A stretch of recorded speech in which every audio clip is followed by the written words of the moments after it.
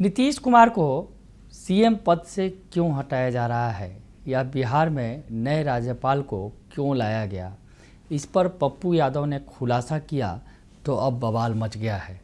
जवाब देना शुरू कर दिया है। एनडीए की सरकार ने सफाई देनी शुरू कर दी है। नमस्कार, दर्शन न्यूज़ देख रहे हैं आप, मैं हूं अनुराग। पप्पू यादव के एक पोस्ट ने तहलका मचा दिया है। पप्पू यादव के पोस्ट की चर्चा हो रही है और पप्पू यादव के पोस्ट पर अब जवाब दिया है सूबे देश के गृह राज्य मंत्री नित्यानंद राय ने। नित्यानंद राय जो बिहार में सीएम की रेस में भी हैं और देश के अभी फ़िलहाल गृह राज्य मंत्री हैं, तो ऐसे में उन्होंने जवाब दिया है।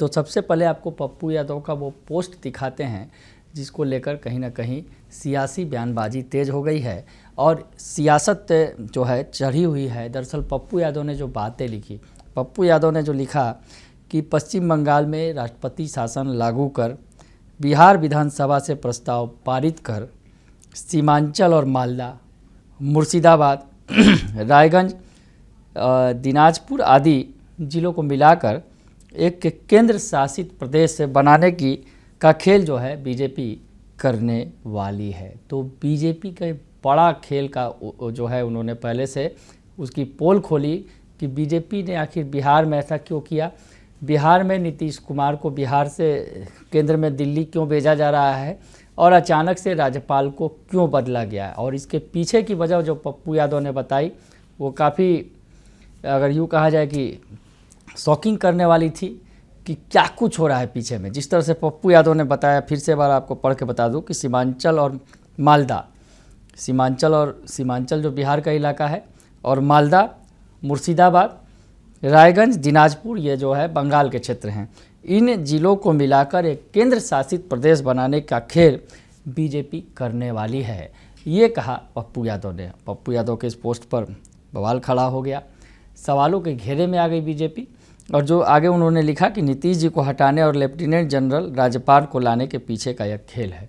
दरअसल जो नए राज्यपाल आए हैं वो पूर्व लेफ्टिनेंट जनरल हैं। तो ऐसे में वो बता रहे हैं कि आखिर लेफ्टिनेंट जनरल राज्यपाल को क्यों लाया गया है और नीतीश कुमार को क्यों यहाँ से हटाया जा रहा है, उसके पीछे का खेल जो है उन्होंने उजागर किया। तो इस पर अब नित्यानंद राय ने जवाब दिया है। नित्यानंद राय ने पप्पू यादव को टैग करते हुए जो बातें लिखी हैं, जो केंद्रीय गृह राज्य मंत्री हैं, वो लिख रहे हैं कि बिहार और पश्चिम बंगाल के कुछ जिलों को मिलाकर केंद्र शासित प्रदेश बनाने की योजना पूरी तरह तथ्य से परे है और इसमें कोई सच्चाई नहीं है। मैं यह जानना चाहता हूं कि पप्पू यादव के ट्वीट का कोई बताना चाहता हूं कि पप्पू यादव के ट्वीट को कोई गंभीरता से न ले।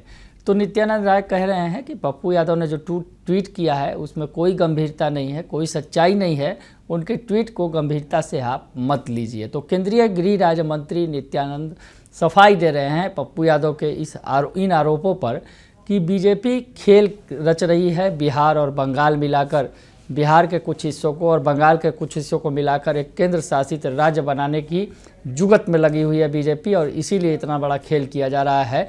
और नीतीश कुमार को दिल्ली भेज दिया गया इसी वजह से, और जो यहाँ बिहार में एक नए राज्यपाल की लेफ्टिनेंट जनरल जो पूर्व के हैं उनकी नियुक्ति की गई है। तो ऐसे में नित्यानंद राय इससे पूरी तरह से इनकार करते नजर आ रहे हैं इस खेल से और कह रहे हैं कि ऐसी कोई भी बात नहीं है। पप्पू यादव ने जो ट्वीट की है उसमें कहीं कोई गंभीरता नहीं है या फिर ऐसे इसमें कोई भी सच्चाई नहीं है।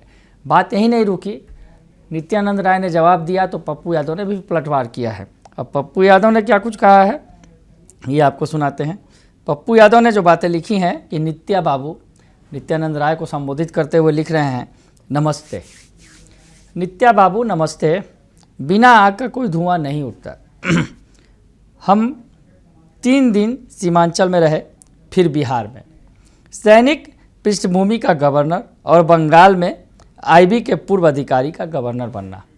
यानी बिहार में जो सैनिक पृष्ठभूमि के राज्यपाल बने हैं और बंगाल में भी जो राज्यपाल बने हैं वो आईबी के पूर्व अधिकारी रह चुके हैं, उनको गवर्नर बनाया गया है।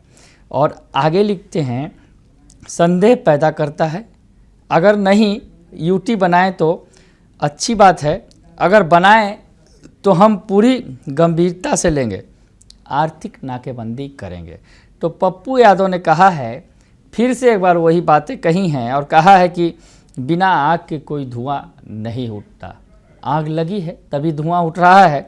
यानी जो कहीं ना कहीं बीजेपी की जो साजिश है पर्दे के पीछे की, वो बता रहे हैं। पप्पू यादव ने पोल खोली, लेकिन अब जो है वो कह रहे हैं, नित्यानंद राय ने जब सफाई दी है तो उनको संबोधित करते हुए पप्पू यादव कह रहे हैं, नित्या बाबू नमस्ते। और नमस्ते करने के साथ ही वो बता रहे हैं कि बिना आग के कोई धुआं नहीं उठता। और वो लिख रहे हैं कि हम 3 दिन सीमांचल में रहे और फिर बिहार में भी रहे। सैनिक पृष्ठभूमि का गवर्नर जो है वो बिहार में आया है और बंगाल में आईबी के पूर्व अधिकारी को गवर्नर बनाया गया है।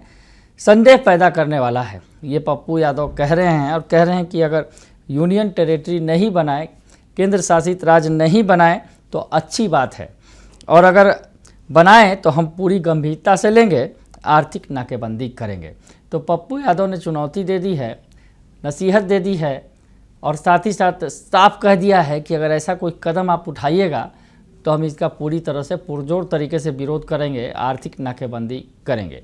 तो पप्पू यादव ने चुनौती दे दी है, जवाब दे दिया है नित्या बाबू को नमस्कार करके, और कह दिया है कि आपके इस कदम से जो बिहार में अभी घटा है या फिर झारखंड बंगाल में जिस तरह से गवर्नर बदले गए हैं और बिहार में भी गवर्नर बदले गए हैं, तो ये कहीं ना कहीं जो है इशारा कर रहा है अगर ये ऐसा नहीं होता है तो अच्छी बात है, लेकिन अगर होगा तो हम विरोध करेंगे। तो पप्पू यादव और नित्यानंद राय आमने सामने हैं। बने रहिए दर्शन न्यूज के साथ, तमाम खबरों से आपको अपडेट रखेंगे। फिलहाल के लिए इतना ही।